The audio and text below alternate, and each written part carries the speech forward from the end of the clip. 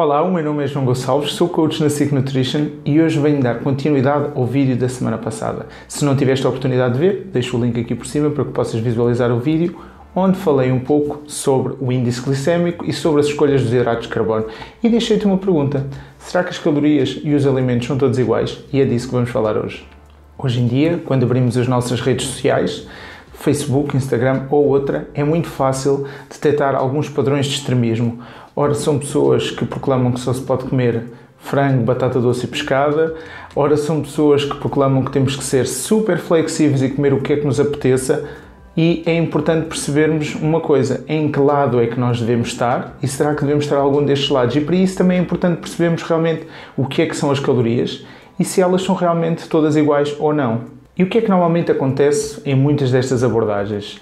A pessoa decide comer 2 ou 3 dias bem, decidiu começar uma dieta, automaticamente merece, eu adoro esta expressão, merece ir ao buffet, ou merece fazer uma cheat meal, ou merece fazer um cheat day, ou merece ter um dia totalmente livre.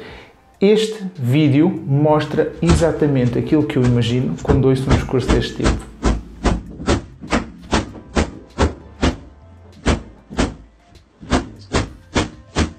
Acho que é importante perceberes um bocadinho quando isto acontece e poderes olhar para os teus pensamentos mais automáticos.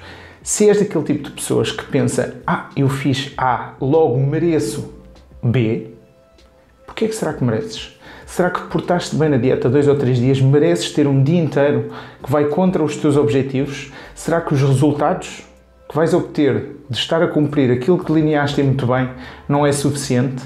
Em segundo, também gostava de reforçar uma coisa importante, que é: nós muitas das vezes deixamos-nos levar pelos nossos impulsos, o que também é normal na era que vivemos rodeados de comida. Porquê? Eu fui feito para comer, boca foi feita para comer, comida foi feita para comer. Existe, claro, um espaço e um momento para tudo. Não é com este vídeo o intuito de dizermos que tens que deixar de comer cheat meals, cheat days, refeições livres ou alimentos que mais gostas, ou que os deves comer muitas vezes. Não é mesmo essa a ideia do vídeo. A ideia é estar ali no meio termo e perceber um bocadinho o que é que tu precisas de fazer para seres realmente equilibrado, porque esta palavra é tão comumente usada, o equilíbrio. Então eu diria que um bom ponto de partida é apostares que 80 a 90% do teu consumo diário sejam alimentos o menos processados possíveis e carregados de micronutrientes, ou seja, boas opções, aquelas que são ditas, entre aspas, saudáveis, que eram vistas há muitos anos atrás e que hoje em dia ainda continuam a ser. You don't have to do that, Kevin. Oh no, I'm glad this is happening. Thank you, Michael. Why are you eating stem first? This is a new food for me. How else should I eat it?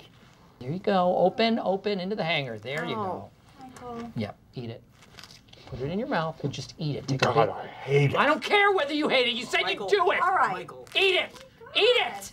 Se 80 a 90% são alimentos pouco processados, sobram 10 a 20%, e esses 10 a 20% realmente é onde vem a diversão. Deve ser aí que tu incluís aquelas coisas que mais gostas, que se calhar são alimentos um bocadinho mais processados, e que pode incluir até bolachas. Ela prova. For this cookie!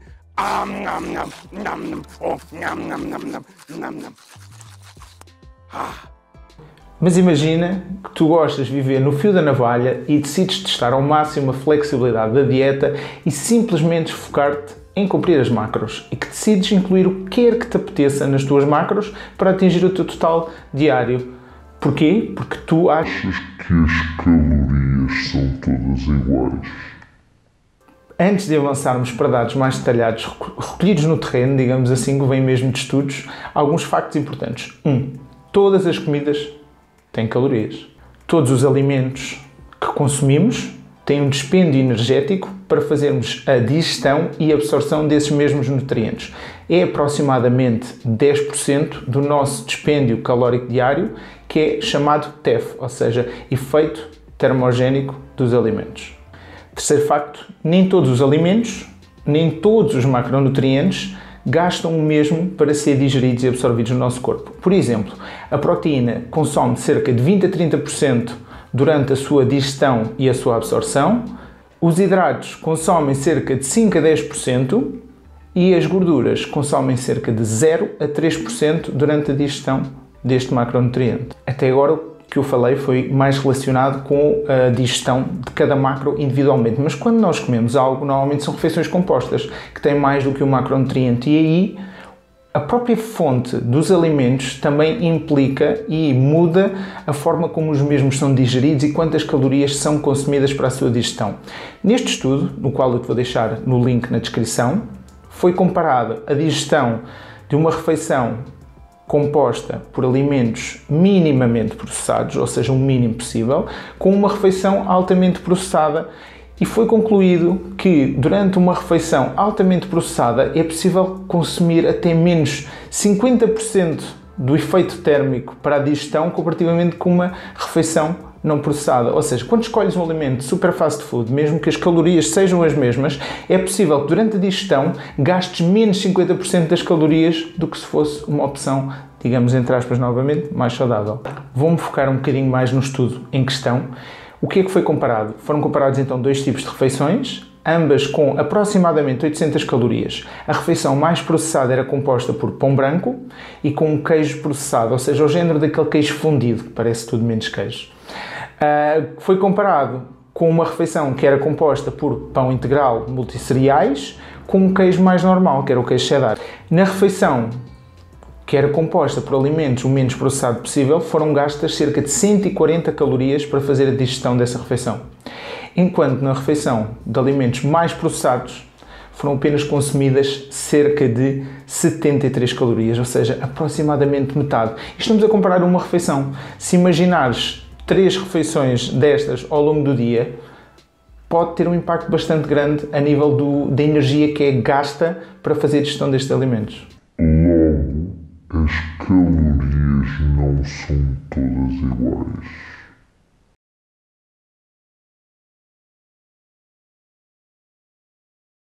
Não me entendas mal, não percebas que eu estou a dizer assim que não podes comer este tipo de alimentos ou que não deves contar calorias. Não, contar calorias e ter noção do que consomes é ótimo. É uma excelente ferramenta para teres uma noção onde é que tu gastas o teu orçamento diário.